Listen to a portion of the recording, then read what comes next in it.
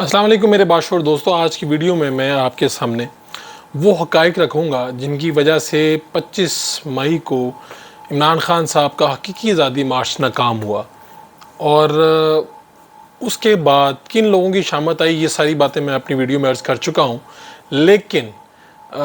کچھ لوگوں نے باقاعدہ پلاننگ کر کے اپنا جو امیج ہے وہ تو اچھا کر لیا، لیکن پارٹی میں بہت سے لوگوں کا امیج خراب کر دیا۔ وہ لوگ کون ہیں اور کیسے یہ ساری پلاننگ ہوئی، یہ چیزیں آپ کے سامنے آج کی ویڈیو میں رکھوں گا۔ آپ میری اس ویڈیو کو میرے فیس بک پیج اور میرے یوٹیوب چینل پر بھی دیکھ سکتے ہیں۔ تو 25 مئی کو حقیقی آزادی مارچ پنجاب میں سے جانا تھا۔ پنجاب کے صدر شفقت محمود تھے اس وقت، جو اب بدل چکے ہیں، اور ان کے ساتھ جنرل سیکرٹری تھے راجہ یاسر ہمایوں چکوال سے، اور اسی طرح ان کی انفارمیشن سیکرٹری تھی مسرت جمشید چیمہ۔ تو یہ اب پتہ یہ چلا کہ پی ٹی آئی میں بہت سے لوگوں سے بات کرنے کے بعد یہ پتہ چلا کہ شفقت محمود کے خلاف کمپین پہلے سے چل رہی تھی، اور شفقت محمود نشانے پہ تھا۔ لاہور کے 3 سے 5 لوگ ہیں جن کو سخت ناگوار گزرا تھا شفقت محمود صاحب کو پنجاب کا صدر بنایا جانا۔ ان پہ یہ اعتراض تو جائز ہے کہ ان کا سٹائل جو ہے وہ بیوروکریٹک ہے، یا ان کا سٹائل میں عوامی پن نہیں ہے، لیکن بہرحال یہ لوگ، کچھ لوگوں نے باقاعدہ پلان کر کے اپنے ورکرز میں، پبلک میں یہ ویو چلائی۔ کچھ لوگوں نے باقاعدہ سوشل میڈیا پہ ان کے خلاف ٹویٹس کروائے تاکہ شفقت محمود صاحب کو پارٹی کی صدارت سے ہٹایا جائے۔ وہ ایک اچھے موقع کی تلاش میں تھے وہ لوگ، اور بالآخر 25 مئی حقیقی آزادی مارچ کا دن ان کے لیے بھی آزادی کا دن ثابت ہوا۔ وہ جو اپنے ٹارگٹ چاہتے تھے انہوں نے بالآخر وہ اچیو کر لیے، اور اس کے بعد آزادی مارچ ہوا۔ پہلی پلاننگ یہ تھی کہ ڈیفنس کے موڑ کے پاس کہیں پہ اکٹھے ہوا جائے،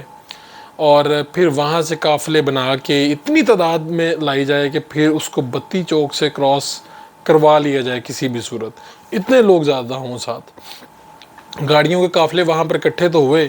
لیکن پنجاب حکومت نے ٹیکنیکل گیم کر کے ان سب کو ناک آؤٹ کر دیا۔ وہ ٹیکنیکل گیم کیا تھی کہ وہ درمیان میں سے کچھ قافلے کو جانے دیتے تھے، کچھ گاڑیوں کو روک لیتے تھے، کچھ گاڑیاں کسی اڈل پہ پھنس جاتی تھی، کچھ کہیں پہ پھنس جاتی تھی، اور پھر وہاں پر جیسے تیسے کر کے کچھ کو گرفتار کر کے کچھ کو خوف و راز پھیلا کے ان کو تتر بتر کرتے رہے۔ اور پھر اس کا نتیجہ یہ نکلا کہ شام تک اور رات تک عمران خان صاحب تو کے پی سیکیورٹی میں اور وزیر اعلیٰ کے پی کے ساتھ آ گئے، اور گلگت بلتستان اور کے پی کی سیکیورٹی کو، لیکن پنجاب میں کارکن نہتے مار کھاتے رہے، اور آنسو گیس اور شیلنگ اور ہر طرح کا تشدد بھی سہا، لیکن پنجاب کی حدود کراس نہیں کر سکے۔ اور پنجاب کی حدود کراس کرنے میں صرف ان کے ایک ایم این اے حماد اظہر کامیاب ہوئے، اور دوسری ایم پی اے ڈاکٹر یاسمین راشد کسی طرح سے اپنی گاڑی کے شیشے توڑوا کے، گاڑی پہ ڈینٹ پڑوا کے نکلنے میں کامیاب ہوئیں۔ بہت سے لوگوں نے یہ کہا کہ ہمارے ساتھ تو گیم ہو گئی، ہمیں یہ پارٹی کی جانب سے کہا گیا تھا کہ کسی صورت بھی گرفتاری نہیں دینی۔ ان لوگوں نے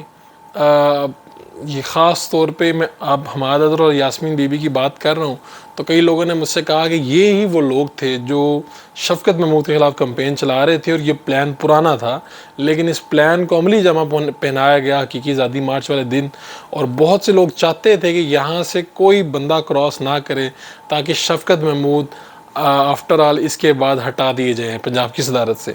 اور پھر آپ سب نے یہ دیکھا کہ یہی منظر ہوا، کیونکہ پاکستان تحریک انصاف وہ واحد جماعت ہے جو سوشل میڈیا پہ سب سے زیادہ ریئیکٹ کرتی ہے، اور سوشل میڈیا کے پولز ہی اسی کے اوپر وہ اپنی رائے اور اپنا فیصلہ دیتے ہیں۔ ان کی کور کمیٹی سے لے کے نچلے جتنے بھی فورمز ہیں، وہاں پر سوشل میڈیا کے ٹاپ ٹرینڈ سے، سوشل میڈیا کے کمنٹ سے طے کیا جاتا ہے کہ ہم نے آگے کیا فیصلے لینے ہیں، کیونکہ یہ وہی جماعت ہے جس کو سب سے زیادہ سپورٹ سوشل میڈیا کی حاصل ہے۔ اسی لیے یہ اپنے فیصلے کرتے وقت بھی اس بات کا خاص خیال رکھتے ہیں کہ ان کے کسی فیصلے سے سوشل میڈیا پہ لوگ رد عمل نہ دیں۔ جس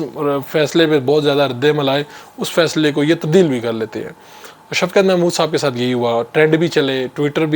پہ بھی لوگ ایکٹیو ہوئے، ٹویٹس بھی کروائے گئے، صحافیوں نے بھی باتیں کیں، اور بالآخر عمران خان صاحب نے ان کو ایک سیف ایگزٹ دیا اور ان کو ہٹا دیا۔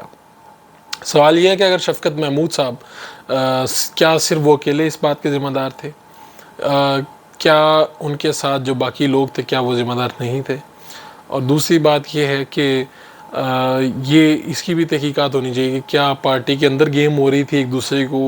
اونچ نیچ دکھانے کی بات ہو رہی تھی، اور یہ سارا ٹریپ تھا جس کے اندر وہ آئے۔ میں یہ نہیں کہوں گا کہ شفقت محمود صاحب بالکل قصوروار نہیں، لیکن بہرحال ایک پلاننگ تھی، ایک پلاننگ کی جانی چاہیے تھی یہاں سے نکلنے کی۔ شیلنگ بھی ہوئی، تشدد بھی ہوا، سب کچھ ہوا، لیکن سازش بھی ہوئی۔ اور اب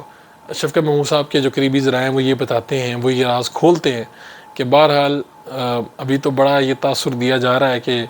ایسے ہو گیا، شفقت صاحب نے کچھ نہیں کیا، لیکن شفقت صاحب اوپر سے تو گورنمنٹ کا آرڈر تھا پاکستان تحریک انصاف کی قیادت کا کہ آپ نے کسی صورت گرفتار نہیں ہونا، تو ہم تو اس سے بچتے رہے،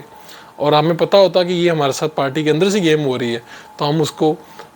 وقت پہ یہ سنبھال لیتے یہ ساری باتیں۔ بہرحال اب پچھتانے سے کچھ نہیں ہوگا۔ اب یاسمین ارشد پنجاب کی صدر ہے اور ہم آج جنرل سیکرٹری ہیں، ان کے لیے ایک چیلنج ہے، جب دوبارہ سے لانگ مارچ کی کال دیں گے تو ہو سکتا ہے کہ یہ سازش جو انہوں نے کسی کے ساتھ کی ہے، میں یاسمین بیوی کی بات نہیں کر رہا، وہ لوگ جنہوں نے شفقت محمود صاحب کو ہٹانے کی ایک خواہش کا اظہار کیا، پھر اس پہ کوشش بھی کی، ہو سکتا ہے کہ اب یہی گروپ ان کے ساتھ بھی ایک ہاتھ کر دے اور اگلے لانگ مارچ کی کال کے اوپر پارٹی کے اندر ہی یہ جو ایک دوسرے پہ عہدوں پر سب کر لے جانے کی خواہش ہے، اس کی وجہ سے پارٹی کا بہت سا نقصان ہو جائے۔ اللہ کرے ایسا نہ ہو، لیکن بہرحال لوگوں کی بہت سی خواہشات ہیں جس کو وہ پورا کرنا چاہتے ہیں۔ اپنے میزبان فاروق بڑاج کو اجازت دیجیے، انشاءاللہ نئے ویڈیو کے ساتھ حاضر ہوں گے۔